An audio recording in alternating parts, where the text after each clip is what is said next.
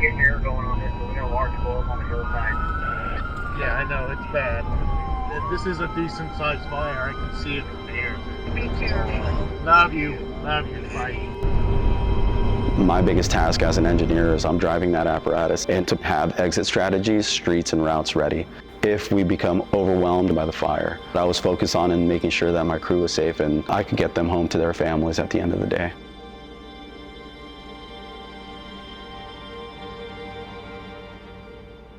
My name is Raffy.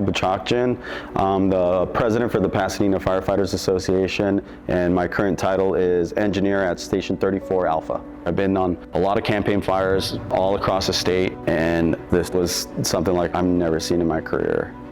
For that morning, it was very overwhelming with the amount of calls that we were getting. We were just kind of like pinballs bouncing from one call to the other, running to all these wind events and all these calls, mitigating hazards, anywhere from wires down to a tree down to possible smoke investigation for fires. And when we finally heard there was a brush fire that had taken place in Eaton Canyon, that's when I got chills, like immediately. Yeah, that's right. Let's get air going on this, but we got a large blow up on the hillside.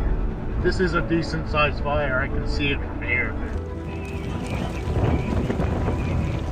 We know the area, we know what it's capable of, and with the winds that we had, immediately, like, you know, the hair of the back of my, like, hands, body, everything stood up, my ears perked up.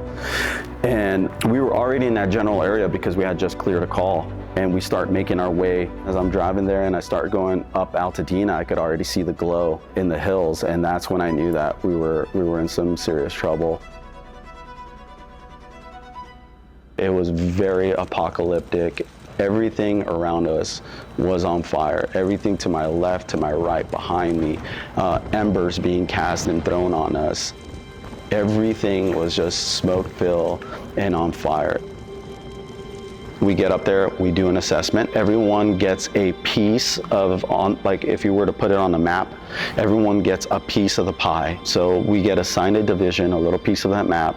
Like in our division, we had a whole city block on both sides that we were prepping and defending. If there were anything that's combustible against the structure, removing everything that we could away from the structure so we don't have any more combustibles that could get the house going, laying out our attack lines, putting fire hose on the ground, setting it up to start structure protection, hosing down the eaves, knocking down fire. But the winds and the way it carried itself, those sustained winds at 80, 100 miles per hour, was like having the blowtorch on the whole time, but no break. I don't know how to describe it. It is odd to kind of just want to move on to your next task. Just continue moving, pushing forward, and trying to do the best you can. All we want to do is make sure we follow through with our mission and try to protect as many lives, the property, and the environment around us. There was no time to really reflect, to think, to feel. It was kind of just keep going, do the best you can, save as much as you can. Whenever we would have some times where the winds weren't gusting,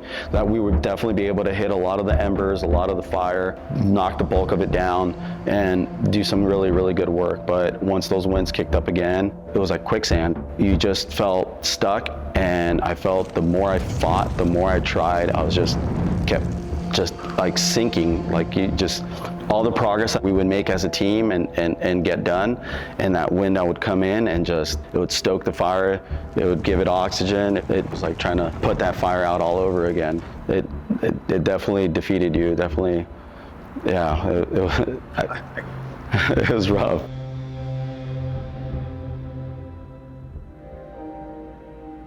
I had completely lost track of what time or when, just because of just being out there for so long. But when it started getting closer to like the morning hours, I kind of felt like there was a little shift and change. I was able to get a supply line, which means I was able to hook up to a hydrant. I didn't have to keep filling, fighting fire, running. We were able to actually anchor in place. We had a hand crew from LA County that came out with about 15 to 20 firefighters there that were able to help us too, and that's when I kind of felt like the tide was turning and we were doing some really good work. The winds weren't sustained anymore. Yes, there were gusts here and there, but it wasn't just a continuous punishment by the wind. They literally had to pull us off from the incident and swap us out because none of my crew members were ready to go. From our initial dispatch till by the time we took a break, I had noticed that it had been about 36 to 37 hours before we got to be off a fire engine just for a couple hours to just catch our breath, decon, regroup before we were ready to go again. Losing that many homes, I'll speak for myself, it really hurts knowing that there was no way to stop that wind and that destruction. And just to feel defeated by nature was something like I said, in my career, I've never been through. Those feelings and emotions and everything, it catches up to you and chases you once you get your little bit of downtime.